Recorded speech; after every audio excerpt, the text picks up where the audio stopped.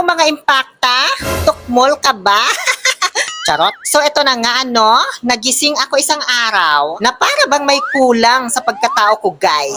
Kulang ba ako sa pagmamahal? Ganon? Kulang sa pag-ibig? O baka wala naman talagang kulang? Hindi lang talaga ako nakontento.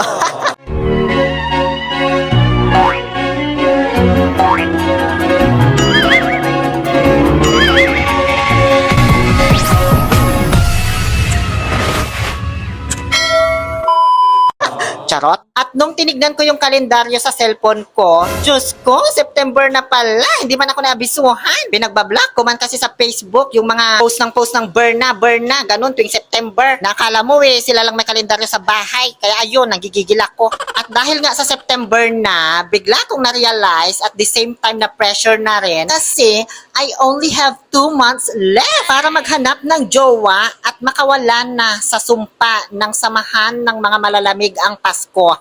5 years naman na kasi akong member dyan, guys. Diyos ko. Sa tinagal-tagal ba naman itong pagiging single ko? Para na rin korupsyon sa Pilipinas. Hindi ko gusto. Nasanay na lang ako. I am so sorry guys kung medyo nagiging emotional na talaga ako ngayon. Pero wag niyo akong alalahanin. I'll be okay. Wala ito. Ano ba kayo? I'll be okay. Hayaan nyo lang akong maramdaman to for now kasi proseso. Pero wag nyo namang sabihin okay lang yan kasi hindi nyo alam kung ano ang pinagdadaanan ko. Wala kayong alam sa pinagdadaanan naming mga pangit. Sa inyo kasing mga magaganda, ang dali nyo lang naman magkajowa kasi ang dali nyo lang magustuhan. Tumayo lang kayo sa gilid, may magkakagusto na sa inyo. Samantalang sa aming mga hindi gustuhin, nanikluhod na lahat-lahat, wala pa rin. Nanggigigil ako. Tignan nyo nga 200,000 followers, ni isa wala man lang nag-attempt na manligaw sa akin. Asa ng hustisya? At halos umabot na sa 20 ang naka-love team ko, pero ni isa wala man lang na-develop. Natawa ako dun na. So paano to? Nawala tuloy sa momentum yung drama ko. Kulang pa ba? Ano pa bang kulang sa akin? Binaba ko na lahat ng expectations ko. Nilunok ko na lahat ng tamis ng pride ko. Umalis ako para makapag-isip ka. Hindi para ipagpalit ako sa isang babae. Lumayas ka!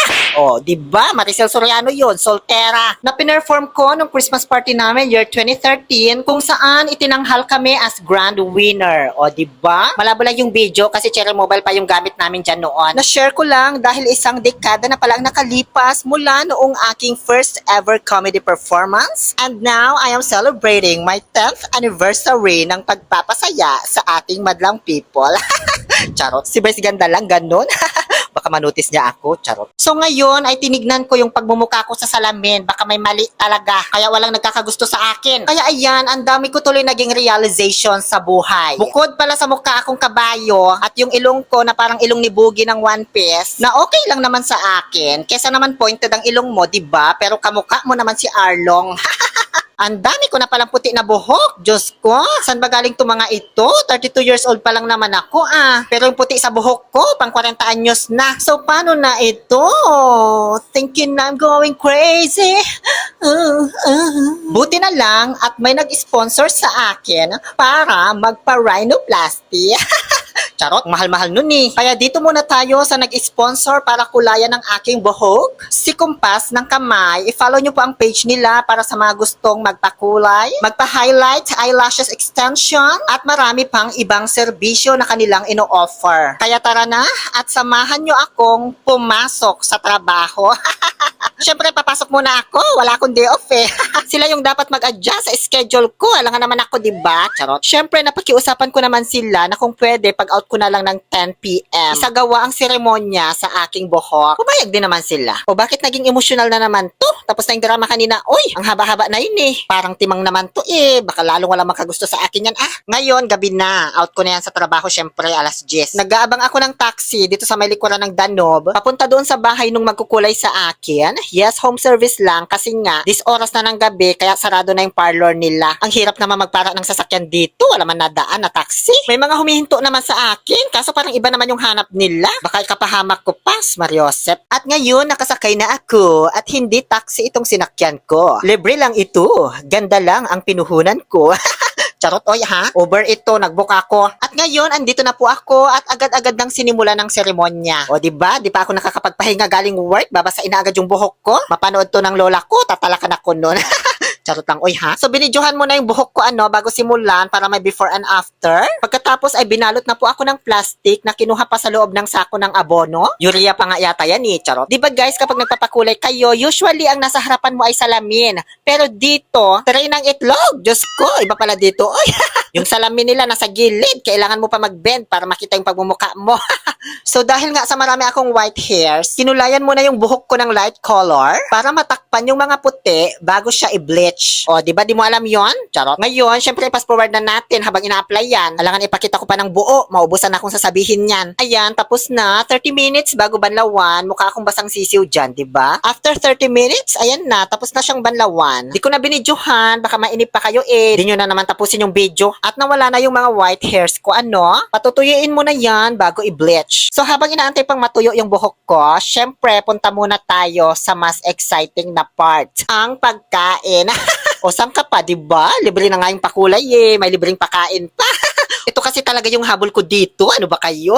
Ang sarap ng tinulang manok, guys. Ang dami-daming dahon ng malunggay. Tapos may pa-Shanghai pa sila. At leche flan. Dahan-dahan lang ate sa pagkagat ng lumpia. Yung pustiso, ha? Charot?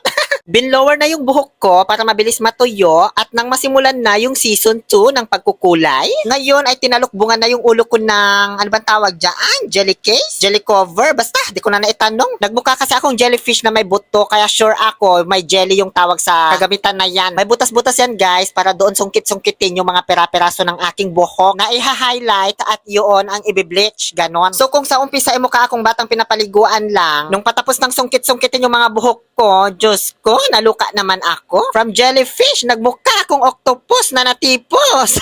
Anong nangyari man sa itsura ko, mami? Mukhang wala, lalong maniligaw sa akin nito. Tama na nga, Diyos ko, di ko na kinakaya yung nagiging itsura ko. Shoutout pala kay Ate Ira, yung naka-pitch. Siya po ang dahilan kung bakit natuloy ang sponsorship na ito. Maraming salamat po. Ngayon ay sinimulan ng i-bleach. O, kung kanina ay nabanggit ko yung sa One Piece, sina Boogie at Arlong, ngayon naman, bleach. Mamaya, pagkatapos nito, mukha na akong si Naruto.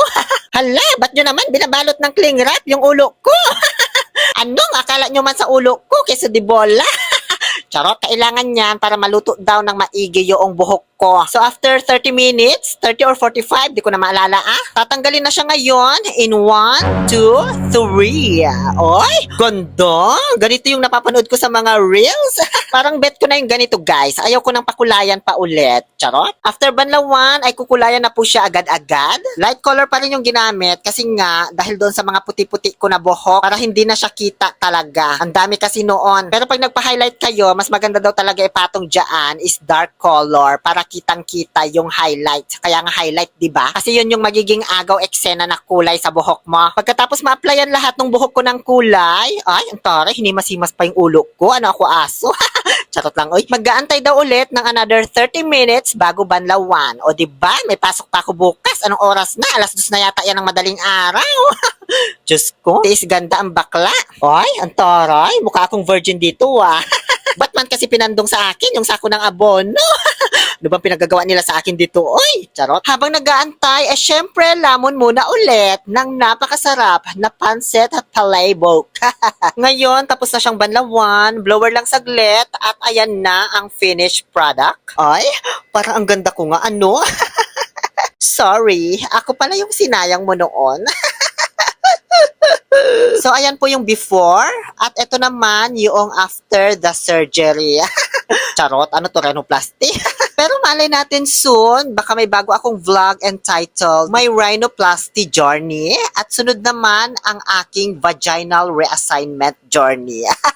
Charot lang. Oy, umuwi na ako sa bahay na may bit-bit na take-out, syempre. Thank you so much, kumpas ng kamay, Mami Yo, kay Ate Mabel na naghanda ng mga pagkain at pinag-take out pa talaga ako. Hanggang sa ako'y natulog na. O, hindi pa tayo tapos. Syempre, paggising ko, ay dali-dali kong binuksan ng ref para kainin kainin yung mga tinake out kong pagkain. So bago ko tapusin ang vlog na ito, gusto ko lang sabihin sa inyo na hindi natin kailangang magpaganda or baguhin ang sarili natin para magustuhan tayo ng ibang tao. Sarcasm lang yung intro ko kanina, baka dami na naman mag-react dyan. Because true love has no conditions. If it has conditions, then it is not true love. Kaya kung magmamahal ka, dapat tanggap ka kung sino at ano ka. Dahil kung hindi, better stay single na lang. Hindi naman kasi lahat ng taken masaya at hindi lahat ng single malungkot. Sabi nga nila, happiness comes from within, not from someone else. O, diba? Yun lamang po. Muli, this is your happy pill, Oliver Castro, na nagsasabing, no to toxicity. Let's make people happy. Hala, siya na yata yung soulmate ko. Charot.